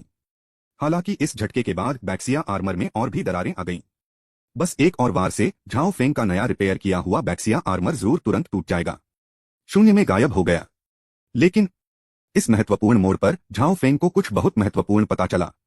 ऐसा लगता है कि रिपेयर होने के बाद बैक्सिया आर्मर की डिफेंसिव कैपेबिलिटी पहले के मुकाबले काफी बेहतर हो गई है। अगर यह पुराने जमाने का बैक्सिया आर्मर होता तो शायद गोल्डन बुल के जबरदस्त हमले से यह धूल में मिल गया होता। हालांकि बैक्सिया आर्मर में अब दरारें आ गई हैं, फिर भी यह टिका हुआ है। सुनहरा बैल थोड़ा रुका, उसकी आंखों में हैरानी साफ दिख रही थी। साफ है, किसी को उम्मीद नहीं थी कि यह चोर चींटी एक भी बार में बिना चोट खाए बच जाएगी। पीछे की ओर उड़ने से मिले मोमेंटम का फायदा उठाते हुए झाओ फेंग तेजी से छोटे आइलैंड के एंट्रेंस की ओर बढ़ा। अपने पिछले अनुभव के आधार पर वह जानता था कि जब तक वह द्वीप से भाग जाएगा तब तक सुनहरे बैल का हमला रुक जाएगा। जिंदगी और मौत के संकट के सामने झाओ फेंग ने अपने शरीर के अंदर के बहुत ज्यादा दर्द को नजरअंदाज किया और लिंग्युन इमोर्टल स्टेप्स को उनकी लिमिट तक धकेल दिया। एक कदम उठाने से पहले ही उसकी आकृति 1000 फीट दूर दिखाई दे चुकी थी। दूसरे कदम के साथ ही उसकी आकृति गायब हो गई। पलक झपकते ही वह द्वीप के प्रवेश द्वार पर पहुंच गया। गोल्डन बुल भी झाओ फेंग को जाने देने का कोई इरादा नहीं दिखाते हुए उसके पीछे पीछे आ रहा था। जैसे ही झाओ फेंग तेजी से आगे बढ़ा, उसे आइलैंड का एंट्रेंस दिख गया और वह बहुत एक्साइटेड हो गया। आइलैंड के एंट्रेंस पर एक खून से लथपथ आदमी पड़ा था जो बहुत दुखी और खून से लथपथ दिख रहा था। हालांकि झाओ फेंग को उसकी पहचान पता थी, लेकिन पहली नजर में वह उसे पहचान नहीं पाया। हे भगवान, एक इज्जतदार 6 स्टार मार्शल सम्राट को मरे हुए कुत्ते की तरह पीटा गया। खून से लथपथ पड़ा वह बदनसीब आदमी कोई और नहीं बल्कि एल्डर युहेंग था, जो तियान्हे तलवार संप्रदाय के साथ तलवारबाजों में से एक था। एल्डर युहेंग की दुखद किस्मत ने झाओ फेंग को गोल्डन बुल से और भी ज्यादा डरा दिया। काश मैं यहां से तुरंत भाग पाता। लेकिन जैसे ही वह एल्डर युहेंग के पास पहुंचा, झाओ फेंग ने एक डरावनी मुस्कान दिखाई। युहेंग, जब तुम मरने वाले हो तो मेरी इच्छा पूरी क्यों नहीं करते? इससे उन हजारों मील का हिसाब बराबर हो जाएगा जो तुमने मेरा पीछा किया। जैसे ही उसने बोलना समाप्त किया, झाओ फेंग की उंगलियों से 5 या 6 चमकदार तलवार की एनर्जी निकली, जो जोरदार गर्जना के साथ एल्डर युहेंग की ओर वार कर रही थीं। अगर एल्डर युहेंग के पास अभी भी उनकी साधना का थोड़ा सा भी हिस्सा बचा होता तो झाओ फेंग के लिए उन्हें मारना कोई आसान काम नहीं होता। लेकिन इस समय वह पहले ही गोल्डन बुल से बुरी तरह घायल हो चुका था और मौत के कगार पर था। उसकी चेतना कम होने लगी थी। अगर झाओ फेंग बीच बचाव नहीं भी करता तो भी वह जल्द ही अपनी चोटों से मर जाएगा। इसलिए उसे झाओ फेंग के खतरनाक मारने के इरादे के बारे में बिल्कुल पता नहीं था और उसमें इसका विरोध करने की ताकत भी नहीं थी। खून के छींटे पड़ने से एल्डर युहेंग 2 टुकड़ों में बंट गया और उसके शरीर से बहुत सारा ताजा खून, जिसमें तेज तीखी गंध थी, बहने लगा। जैसे ही खून बिखरा, झाओ फेंग एल्डर युहेंग के ऊपर से उड़ गया। उसका चेहरा शांत और भावहीन था, लेकिन अंदर से वह बहुत खुश था। काटना। खिलाड़ी झाओ फेंग को 6 स्टार मार्शल एम्परर युहेंग को हराने और 600,000,000 experience points, 60,000,000 true energy points और 60,000,000 डिवाइन स्किल प्रोफिशिएंसी पॉइंट्स पाने के लिए बधाई। खिलाड़ी झाओ फेंग को हेवनली रैंक वेपन युहेंग स्वॉर्ड पाने के लिए बधाई। बधाई हो खिलाड़ी। काटना। प्लेयर झाओ फेंग को लेवल अप करने के लिए बधाई। अब आप 1 स्टार मार्शल एम्परर हैं। जैसे ही नोटिफिकेशन बजा, झाओ फेंग के पूरे शरीर में एक बहुत ज्यादा ताकत भर गई। हाँ, मेरी साधना आखिरकार मार्शल सम्राट स्तर तक पहुंच गई है। झाओ फेंग दिल खोलकर हंसा और उसकी चोटें तुरंत अपनी सबसे अच्छी हालत में लौट आईं। ग्रेट रुइंस फॉरेस्ट में लगातार लड़ाइयों से उन्हें बहुत सारा अनुभव मिला, लेकिन वह हमेशा सम्राट वू बनने से बस एक कदम दूर थे। अचानक युहेंग की मौत ने उसे सम्राट वू के सिंहासन पर बिठा दिया। सुनहरा बैल, जो उसके पीछे पीछे आ रहा था, जब उसने झाओ फेंग के शरीर से फैलती आभा को महसूस किया तो वह थोड़ा हैरान रह गया और उसकी आंखों में शक की एक झलक दिखाई दी। लेकिन फिर उसकी आंखों की जगह एक बार फिर ठंडक ने ले ली। हालांकि यह साफ नहीं था कि एक व्यक्ति को मारने के बाद झाओ फेंग का ऑरा क्यों बढ़ गया, लेकिन गोल्डन बुल ने सिर्फ 1 स्टार मार्शल एम्परर को गंभीरता से नहीं लिया। लेवल 1 बेरस्कर। जैसे ही झाओ फेंग ने धीमी आवाज में चिल्लाया, उसकी दिव्य लेवल की काबिलियत तेजी से खत्म हो गई और उसकी साधना का लेवल तुरंत 2 स्टार मार्शल सम्राट के लेवल तक बढ़ गया। बेरस्कर स्टेट न केवल ताकत और साधना को बढ़ाता है बल्कि स्पीड को भी बढ़ाता है। तुरंत झाओ फेंग ने अपनी स्पीड बढ़ा दी। यह पहले से लगभग 2 गुना तेज है। पलक झपकते में यह झील के बीच में बने छोटे से द्वीप से बाहर निकल आया।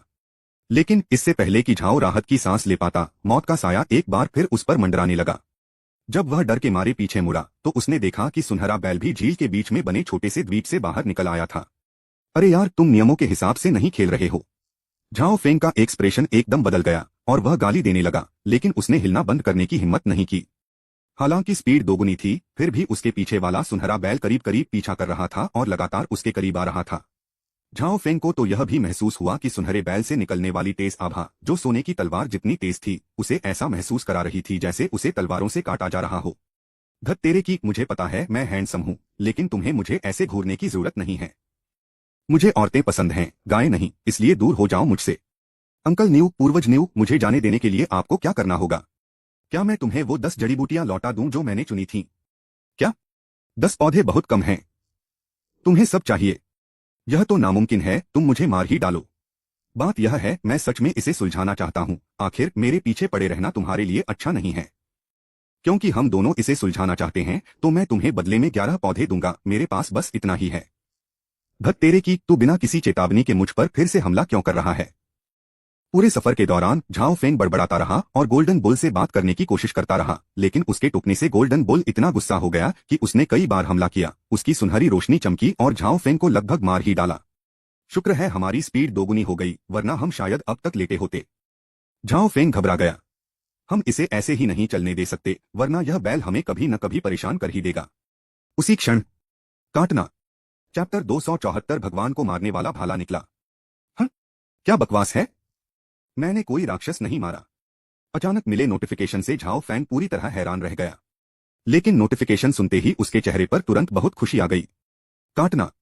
प्लेयर झाओ फेंग को 10 डेज ऑफ गोस्ट हंट में 10 दिन तक जिंदा रहने और टाइम सर्वाइवल मिशन पूरा करने के लिए बधाई। रिवॉर्ड कल्टीवेशन लेवल 1 लेवल बढ़ा, टाइटल मिला, सभी भूतों से सुरक्षित। काटना।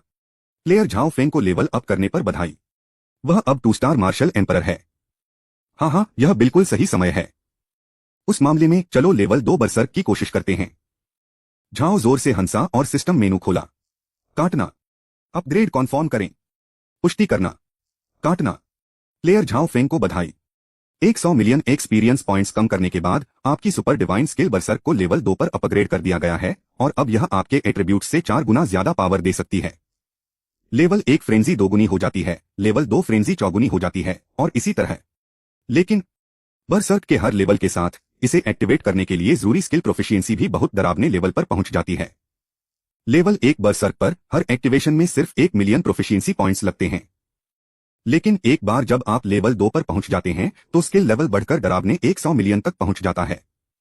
झाओ फेंग ने सोचा कि दिव्य कौशल में अपनी जमा हुई महारत के साथ वह आखिरकार क्रेजी स्पिन व्हील खेलने में अच्छा समय बिता सकता है।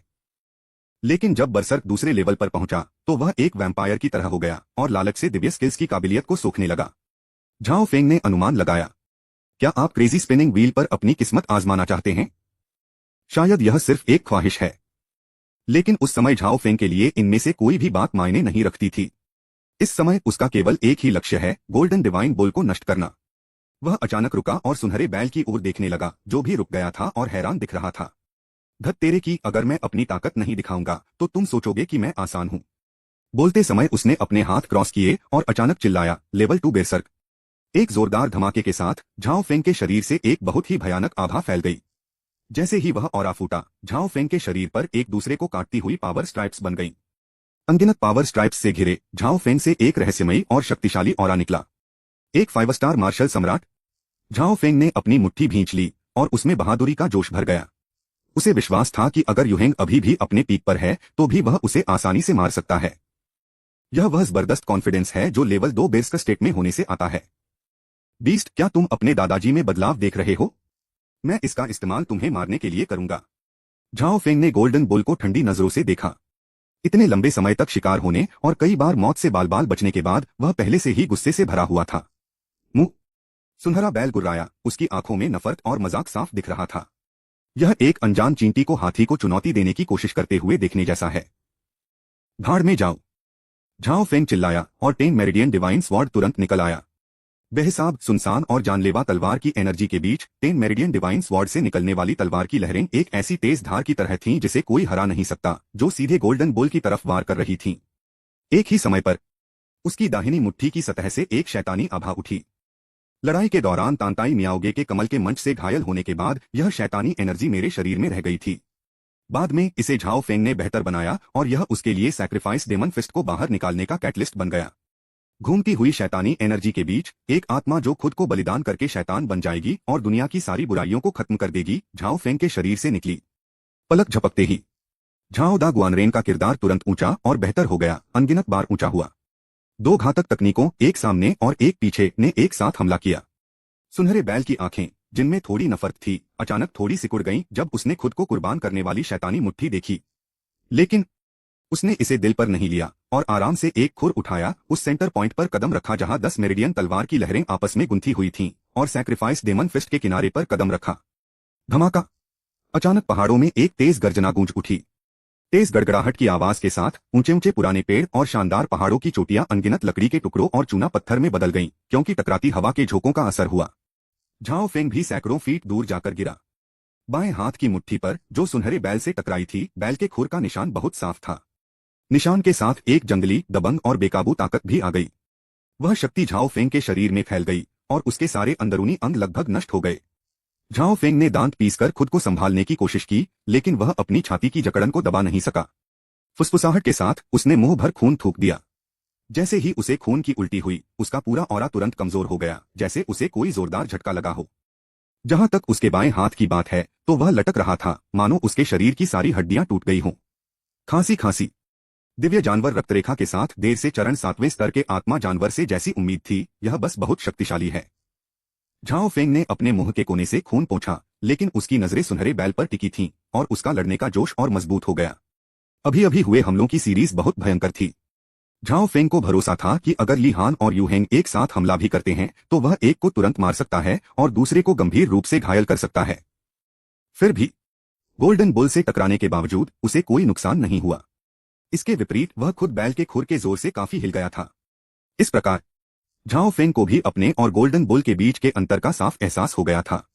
जब तक मेरी साधना 8वें स्टार मार्शल सम्राट के लेवल तक नहीं पहुंच जाती, मैं इस जानवर का मुकाबला नहीं कर सकता। झाओ फेंग की नजरें तेज हो गईं और वह कई मील दूर एक पहाड़ की चोटी पर जा टिकी। 4 लोग पहाड़ की चोटी पर खड़े थे। वे 4 लोग वही 4 मार्शल सम्राट थे जिन्होंने पहले झाओ फेंग का पीछा किया था। गोल्डन बुल के झाओ फेंग को भगाने के बाद उन्हें राहत मिली और वे जल्दी से वहां से चले गए। उन चारों के अलावा झाओ फेंग का एक पुराना जान पहचान वाला भी था, ली हंशा। उसे 2 घोस्ट किंग केव मार्शल एम्परर्स ने ऊपर उठाया हुआ था, उसका सिर झुका हुआ था, उसका ऑरा कमजोर था और वह मौत के कगार पर था। गोस्ट किंग केव के 2 मार्शल सम्राट मरते हुए ली हानशा को साथ लाए थे, इसलिए नहीं कि वे वफादारी और नेकी को समझते थे। इसके बजाय उन्होंने ली हानशा के शरीर पर मौजूद खजाने पर लालच किया। और गोस्ट किंग की गुफा में एक सीक्रेट टेक्निक है जिससे हाल ही में मरे हुए शवों को घोस्ट पपेट में बदला जा सकता है। वे दोनों इसी मकसद से ली हानशा को साथ लाए थे, लेकिन वे ज्यादा देर तक भाग नहीं पाए। फिर उन्होंने झाओ फेंग और गोल्डन बुल को भयंकर लड़ाई में उलझा हुआ देखा। यह सीन बहुत डरावना और बहुत ज्यादा हिंसक था। उन्होंने मन ही मन सोचा कि लड़ाई में एक पंथ के नेता का ऑरा भी इससे ज्यादा कुछ नहीं होता। उन्हें जिस बात ने चौंकाया वह सोने के बैल की शक्ति नहीं थी, यह झाओ फेंग की लड़ाई की ताकत का अचानक उभार था। वह बच्चा पहले साफ तौर पर 9 स्टार मार्शल वेनरेबल था, उसकी ताकत पलक झपकते ही इतने डरावने लेवल तक कैसे बढ़ गई? क्या ऐसा हो सकता है कि वह अपनी असली ताकत हमेशा से छिपा रहा हो? लेकिन इसका कोई मतलब नहीं है। वे यह समझ नहीं पाए, और शायद दिमाग लगाने पर भी वे इसकी कल्पना नहीं कर पाए होंगे कि कोई इतने कम समय में 9 स्टार मार्शल वेनरेबल से 5 स्टार मार्शल एम्परर तक इतनी जल्दी कैसे पहुंच सकता है। अच्छा नहीं, उस बच्चे ने हमें देख लिया है। भागो, तियानहे स्वॉर्ड सेक्ट के एक मार्शल सम्राट ने चिल्लाकर कहा। लेकिन इससे पहले कि वह 2 कदम चल पाता, उसे अपने पीछे से तेज हवा का झोंका आता हुआ महसूस हुआ। अगले ही पल एक तेज आभा उसके सिर के पीछे से घुसी और उसके माथे को भेदती हुई अंदर चली गई। उस आदमी की आंखों में यकीन न होने का भाव आ गया। उसने अनजाने में अपना माथा छुआ, हाथ पर लगे खून के धब्बों पर आखिरी बार नजर डाली, मुंह खोला और डर और गुस्से से धड़ाम से जमीन पर गिर पड़ा। ली हानशा समेत बाकी तीनों को 10 मेरिडियन डिवाइन तलवार ने एक ही समय में मार डाला। यह सब करने के बाद झाओ फेंग ने एक डरावनी मुस्कान दी। मैं तो लगभग भूल ही गया था, गॉडस्लेइंग स्पीयर इस्तेमाल करने के लिए कम से कम क्वालिफिकेशन 5 स्टार मार्शल एम्परर होना चाहिए। लगता है मैं मुश्किल से ही उस स्टैंडर्ड पर खरा उतरा हूं। अध्याय 275 ईश्वर हत्या की शक्ति। काटना। खिलाड़ी झाओ फेंग को 6 स्टार मार्शल सम्राट ली हंशा को मारने और 600,000,000 experience points, 60,000,000 true energy points और 60,000,000 डिवाइन स्किल प्रोफिशिएंसी पॉइंट्स पाने के लिए बधाई। खिलाड़ी झाओ फेंग को स्वर्गीय खजाना गोस्ट मून यिन स्पिरिट मिरर पाने के लिए बधाई। खिलाड़ी झाओ फेंग को 4 स्टार मार्शल एम्परर्स को मारने और 600,000,000 experience points, 160,000,000 true energy points और 160,000,000 डिवाइन स्किल प्रोफिशिएंसी पॉइंट्स पाने के लिए बधाई। बधाई हो खिलाड़ी। जैसे ही सिस्टम नोटिफिकेशन बजा, झाओ फेंग ने जिस सुनहरे बैल को छोड़ दिया था वह अब पागलों की तरह सीधे झाओ फेंग पर हमला कर रहा था और ऐसा दिखा रहा था जैसे कोई बैल राक्षस रौंद रहा हो। उसकी आंखें बहुत ज्यादा गुस्से से भरी हुई थीं। झाओ फेंग ने बार बार अपने शिकार को मारा जिससे वह बहुत गुस्सा हो गया। जैसा कि दिव्य जानवर के खून वाले 7वें दर्जे के स्पिरिट बीस्ट से उम्मीद की जाती है, गोल्डन बुल के आसान से चार्ज ने लोगों को ऐसा भ्रम दिया कि अनगिनत पहाड़ उस पर दबाव डाल रहे हैं। अगर किसी की इच्छा शक्ति मजबूत नहीं है तो उसका मन एक पल में इस आभा से भर जाएगा और फिर सोने के बैल के पैरों तले कुचलकर कीमे के ढेर में बदल जाएगा। हालांकि झाओ फेंग इस ग्रुप में शामिल नहीं था। तेज रफ्तार से अपनी ओर आते सुनहरे बैल को देखकर झाओ फेंग की आंखों में डर नहीं बल्कि उत्साह और उम्मीद की झलक दिखी। गॉडस्लेयर स्पीयर, इसे छोड़ो। जैसे ही झाओ फेंग ने धीमी आवाज में चिल्लाया, उसके शरीर से अचानक एक अजीब सी धीमी आवाज निकली। यह किसी देवता की आवाज या बुद्ध और बोधिसत्व के मंत्रोच्चार जैसा था। जैसे ही चकाचौंध करने वाली सुनहरी रोशनी निकली, झाओ फेंग के शरीर से अचानक एक अजीब सी शान निकली। सुनहरी रोशनी गोल्डन बुल की सुनहरी चमक जैसी ही थी, लेकिन उसमें जो शान और जानलेवा आभा थी वह गोल्डन बुल की तुलना में सैकड़ों गुना ज्यादा थी। वह जानलेवा आभा घमंड और हावी होने वाली ताकत से भरी हुई थी जो देवताओं और बुद्धों को खत्म करने और स्वर्ग और पृथ्वी के नियमों को नजरअंदाज करने में सक्षम थी। सभी जीवों पर एक आभा है जो देवताओं और राक्षसों दोनों को मारने में सक्षम है। जैसे ही सुनहरे बैल ने यह आभा महसूस की, उसकी आमतौर पर शांत रहने वाली आंखों में पहली बार हैरानी का एहसास हुआ। जल्द ही सदमा डर में बदल गया। वह डर के मारे झाओ फेंग की तरफ देख रहा था। झाओ फेंग के शरीर से निकल रही तेज धार को देख रहा था जो उसे किसी भी पल चीर सकती थी और डर के मारे कांपने लगा। इस पल मौत का एक ऐसा संकट उसके मन में घर कर गया जो पहले कभी नहीं हुआ। उसने अचानक अपनी आगे की रफ्तार रोक दी, झाओ फेंग को गहराई से देखा और फिर मुड़कर भाग गया। यह रिएक्शन बिल्कुल वैसा ही था जैसा ली हानशा, यूहेंग और दूसरों ने गोल्डन बुल को देखकर किया था। भागने की कोशिश कर रहे हो? इतना आसान नहीं है। झाओ फेंग के मुंह से एक ठंडी आवाज आई। अगले ही पल झाओ फेंग की हथेली में एक सुनहरा भूत दिखाई दिया। सुनहरा प्रेत भगवान को मारने वाले भाले के आकार में बदल गया और लगातार ठोस होता गया। उसका मारने का इरादा और खतरनाक आभा और भी डरावनी होती गई। खासकर इस समय यह पूरी तरह से जम गया है। आसमान और धरती गरजे और हिले और आसमान में काले बादल छा गए, मानो इस खतरनाक हथियार को दबाने के लिए। झाओ फेंग मुस्कुराया और जैसे ही उसने भगवान को मारने वाला भाला पकड़ा, उसके अंदर बहादुरी की भावना उमड़ पड़ी। उसने मार्शल गॉड लेवल के एक्सपर्ट से भी लड़ने की हिम्मत की। यह बहादुरी वाली भावना गॉडस्लेइंग स्पीयर से आती है जो कई ताकतवर मार्शल देवताओं को मारकर पैदा हुई डरावनी हत्या की भावना से पैदा होती है। बेवकूफ बैल, देखो तुम्हारे दादा झाओ तुम्हारे शरीर में कैसे 1000 पारदर्शी छेद करेंगे। जैसे ही झाओ फेंग ने मजाक उड़ाया, उसके हाथ में मौजूद भगवान को मारने वाला भाला अचानक उड़ गया और एक भाले में बदल गया जो सीधे गोल्डन बुल की ओर बढ़ रहा था। भगवान को मारने वाले भाले में मौजूद बहुत ज्यादा खतरे को महसूस करके सुनहरा बैल डर गया। घबराहट में उसने अपनी पूरी ताकत लगाकर ग्रेट रूइंस फॉरेस्ट की गहराई में भाग गया। ऐसा लगता है कि यह तभी सुरक्षित हो सकता है जब यह वहां पहुंच जाए। दया। इसने गॉडस्लेयर स्पीयर की स्पीड को कम आंका। जैसे ही भगवान को मारने वाला भाला उसके हाथ से छूटा, वह एक सुनहरे ड्रैगन में बदल गया, दहाड़ने लगा और खाली जगह को चकनाचूर कर दिया। अगले ही पल वह सुनहरे बैल के पीछे दिखाई दिया। इत्तेफाक से भाले की तेज नोक सुनहरे बैल के पिछले हिस्से में घुस गई। ओह! सुनहरे बैल ने बहुत तेज दहाड़ लगाई। जैसे ही भाला उसके अगले पैरों से निकला, सुनहरे बैल के सिर के ऊपर लाल रंग के नंबर तैर गए। Critical hit. पलक झपकते ही गोल्डन बुल की हेल्थ आधी हो गई है। एक ही बार से गोल्डन बुल, जिसकी ताकत एक मार्शल सेंट के बराबर थी, बुरी तरह घायल हो गया, जिससे भगवान को मारने वाले भाले की भयानक ताकत का पता चला। उस दुख भरी दहाड़ ने पहाड़ों और जंगलों को हिला दिया, जिससे आसपास के जंगलों में मौजूद कमजोर आत्मा वाले जानवर डर के मारे कांपने लगे और घबराकर भागने लगे। ऐसा लग रहा था कि सोने का बैल गुस्से में आ गया है। जैसे ही उसके शरीर से भगवान को मारने वाला भाला निकला, उसने उसे छोड़ दिया और सीधे झाओ फेंग पर हमला कर दिया। वह इतना चालाक था कि उसे पता था कि वह भगवान को मारने वाले भाले को हरा नहीं सकता, इसलिए वह मुख्य व्यक्ति झाओ फेंग को मारना चाहता था। तुमने यह बहुत अच्छे से प्लान किया है, लेकिन क्या यह सच में एक अच्छा आइडिया है कि तुम इस तरह गॉडस्लेयर स्पीयर के ब्लेड के सामने अपनी पीठ दिखाओ? झाओ फेंग ने अपना सिर हिलाया और हंस दिया। सुनहरे बैल का शरीर जोर से कांपने लगा और वह जल्दी से घूम गया। अचानक एक सुनहरी रोशनी हवा में फैलकर सीधे उसकी दो पसलियों से होकर गुजरी। सोने का बैल फिर से दहाड़ा। उसकी सेहत आधी रह गई, जो उसकी पिछली कीमत का 5वां हिस्सा थी। झाओ फेंग ने उड़ते हुए भगवान को मारने वाले भाले को पकड़ लिया और हंसते हुए कहा, अभी तुमने कुत्ते की तरह मेरा पीछा किया था, अब तुम्हें पीछा करने की बारी मेरी है। जब वे बात कर रहे थे, भगवान को मारने वाला भाला पकड़े हुए वह तुरंत उसमें मिल गया और अपना जबरदस्त और बेमिसाल मार्शल आर्ट टैलेंट दिखाया। आदमी और बंदूक एक हो गए। इस समय झाओ फेंग भगवान को मारने वाला भाला है। भगवान को मारने वाला भाला झाओ फेंग का है। यह बहुत रहस्यमय एहसास है। एक विचार के साथ झाओ फेंग ने भगवान को मारने वाले भाले से ड्रैगन की दहाड़ और बाघों की चीखें निकाली। भाले की नोक एक बड़े जानवर के खुले मुंह की तरह सुनहरे बैल पर झपटी। सुनहरा बैल चौंक गया और जल्दी से अपना बचाव करने की कोशिश की। अब यह भगवान को मारने वाले भाले से डर गया है और अगर यह जल्दी में खुद को बचाने की कोशिश भी करता है तो बदले में इसे एक के बाद एक घाव ही मिलते हैं। 10वां शॉट, 12 शॉट, 20 शॉट, 100 शॉट। वे एक के बाद एक गोली चलाते रहे। इस समय भगवान को मारने वाला भाला कांटों और कीलों से ढके एक कोड़े जैसा लग रहा था, जो सुनहरे बैल के शरीर पर जोर से मार रहा था। झाओ फेंग एक पागल आदमी की तरह था। उसके हमले आग की तरह थे, बवंडर की तरह, अचानक बारिश की तरह, एक पल के लिए भी नहीं रुकते थे। सुनहरे बैल को बार बार पीछे हटना पड़ा। उसका शरीर जख्मों से भरा हुआ था। चमड़ी फट गई, मांस फट गया, खून बह रहा है। झाओ फेंग मुस्कुराया। ऐसा लगा जैसे मुस्कुरा रहा हो, लेकिन उसका चेहरा शांत पानी की तरह था। बस उसकी आंखों का पागलपन अंधेरे में एक रोशनी की तरह चमक रहा था, एक डरावनी रोशनी के साथ। यह पहली बार था जब उसने इतने शक्तिशाली स्पिरिट बीस्ट का सामना किया था। यह भी पहली बार है कि इतनी बड़ी कामयाबी मिली है। वह इसमें डूबा हुआ था और लड़ाई के रोमांच का आनंद ले रहा था। सुनहरे बैल के सिर पर हेल्थ बार नहीं थे और उसका ऑरा कमजोर होता जा रहा था। खून की सिर्फ एक बूंद बची थी। झाओ फेंग ने अपना सबसे जोरदार शॉट मारा। मुझे आखिरी शॉट लेने दो।